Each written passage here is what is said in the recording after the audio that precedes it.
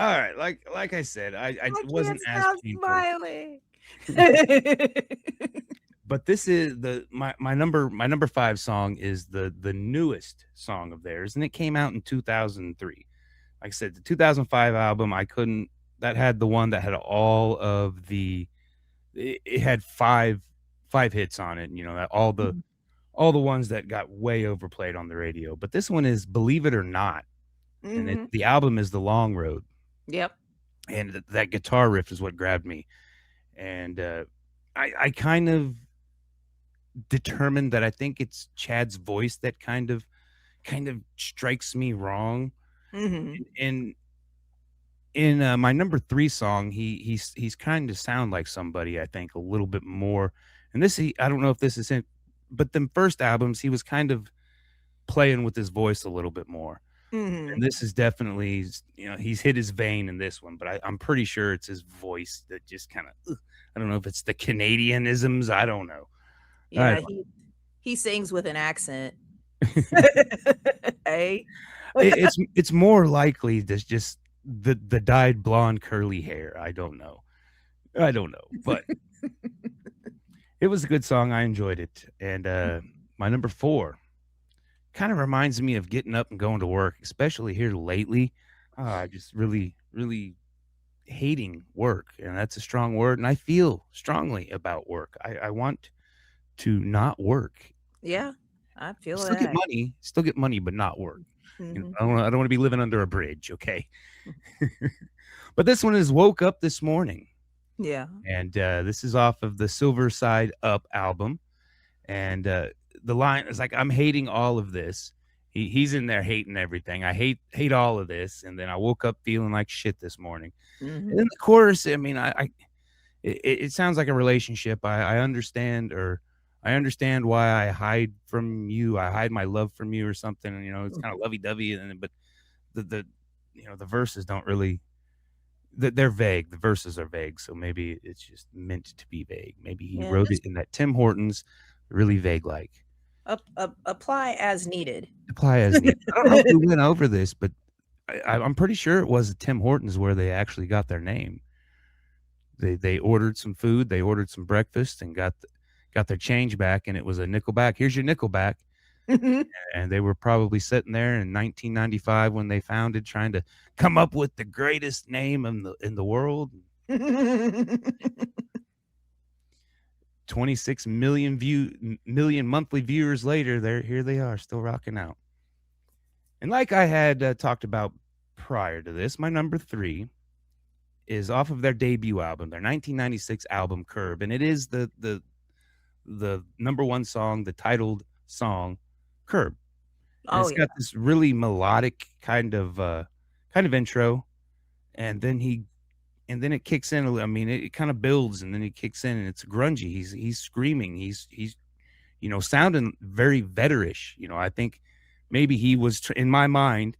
He was trying to emulate Eddie Vedder Oh a yeah. little bit, and just kind of doing some of the little in between sounds. And then I think there's like a sitar or some Indian guitar at the end, Mhm. Mhm. and it was a pretty good song. Pretty good song. Oh Okay, yeah. number 2, number 1. I hit this album and I reckon this was like kind of like the Beastie Boys Hello Nasty album. I recognized it, and I thought some of them I was like it had to have been on a soundtrack or something. That's how I got them, and Mhm.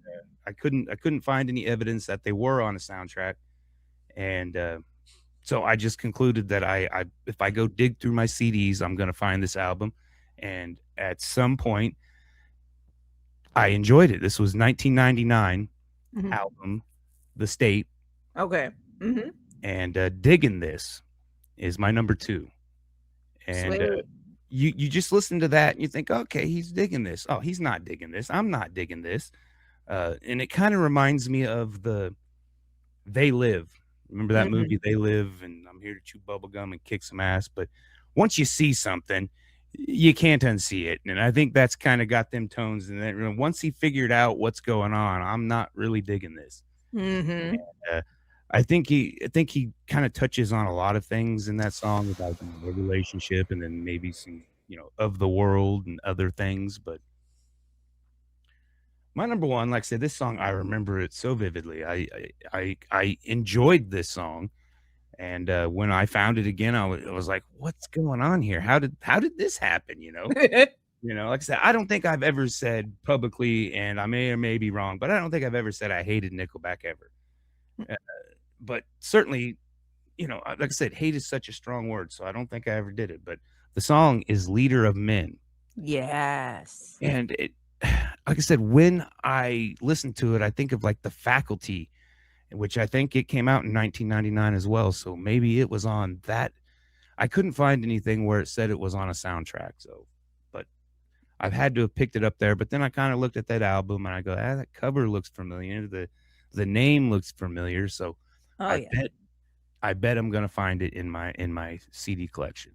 Yeah, it's off the album After Curb, The State, Yeah, right the state. before they "What's up, Thomas Bean?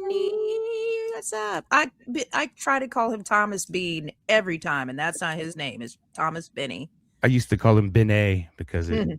because it looks French, and he's like, no, it's just Benny. I'm like, Oh, well, the people on YouTube don't know what we're talking about. There you go. oh,